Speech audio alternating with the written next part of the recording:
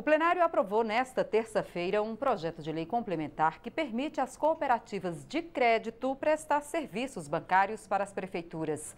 Os deputados também aprovaram uma proposta que cria a Política Nacional de Biocombustíveis. A gente vai direto ao Salão Verde falar com a repórter Dini Moraes, que tem as informações. A Dini acompanhou aí a sessão no plenário Ulisses Guimarães. Olá, Dini.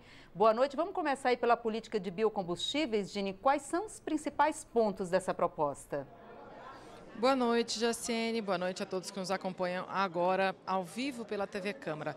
Olha, Jaciene, essa política nacional de incentivo aí aos biocombustíveis, ela vem no sentido de aumentar a produção desse tipo de combustível, lembrando que é um combustível de origem vegetal, de origem não fóssil, né? Então, geralmente, biocombustível feito de cana-de-açúcar, milho, beterraba, enfim, mamona, né? Para justamente diminuir o uso de combustíveis fósseis, como vindos, né, do petróleo.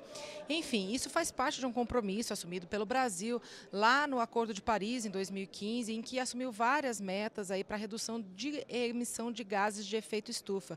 Para você ter uma ideia, uma das metas estabelecidas pelo Brasil é chegar até 2025 com a redução de 37% desse tipo de emissão, desse tipo de gases, né, que causa aí o efeito estufa na Terra. Isso em relação a 2005. Também tem a meta, por exemplo, de diminuir a devastação das florestas, tudo isso para reduzir a emissão desses gases. E o uso de biocombustível vai nesse sentido e essa política vai justamente por aí.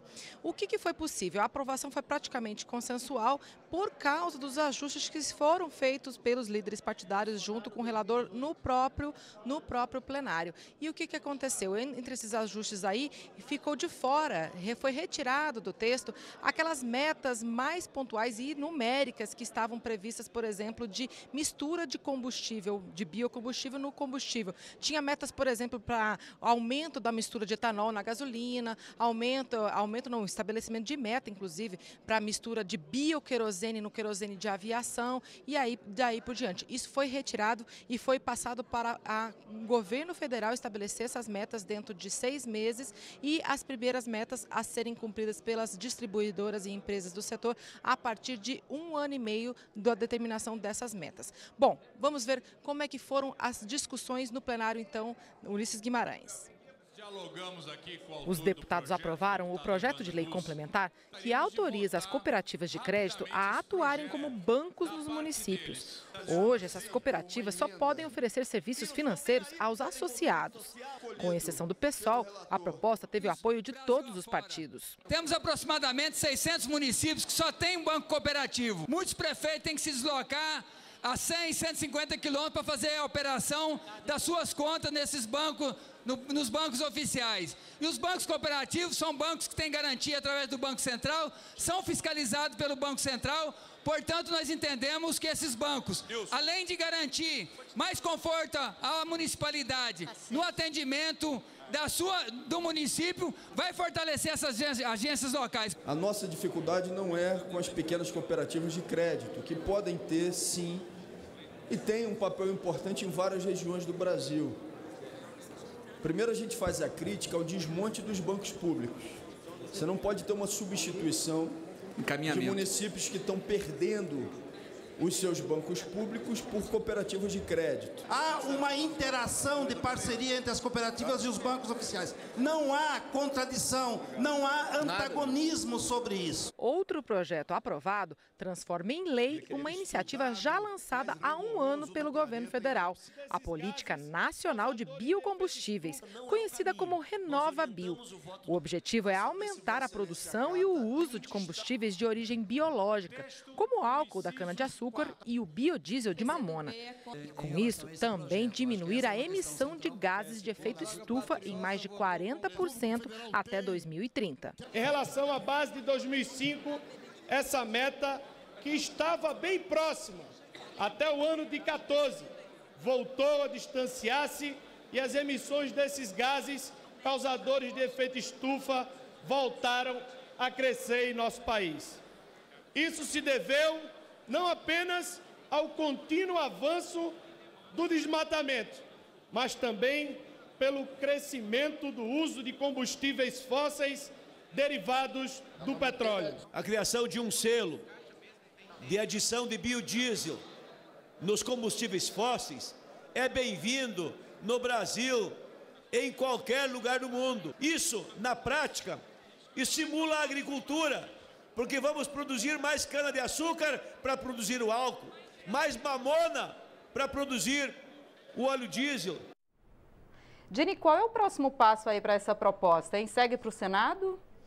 Isso mesmo, Jaciene. Essa proposta agora vai ser avaliada pelos senadores que vão dar o parecer final a respeito desse assunto. Lembrando aí que faz parte já de uma política do governo federal que foi lançada ano passado, então eles estão transformando esse programa de governo, digamos assim, numa ação de Estado permanente aí para os próximos anos, né? E lembrando que o Brasil é o segundo maior produtor de biocombustível do mundo, né?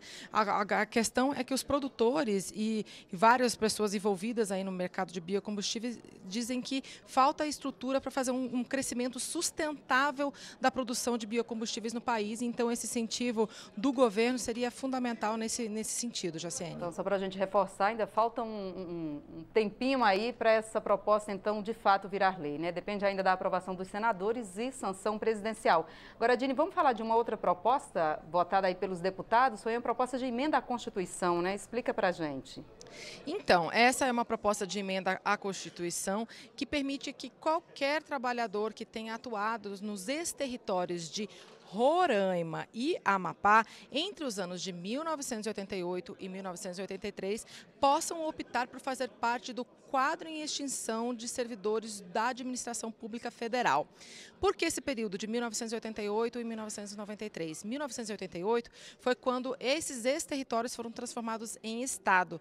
E 1993 foi quando eles efetivamente foram instalados como estados. E aí essa proposta permite então que qualquer trabalhador, seja ele efetivo ou não na época, seja ele de prefeituras ou prestadores de serviços, que eles possam então ser confirmados como parte do integrante desse quadro em extinção da administração pública federal do governo federal.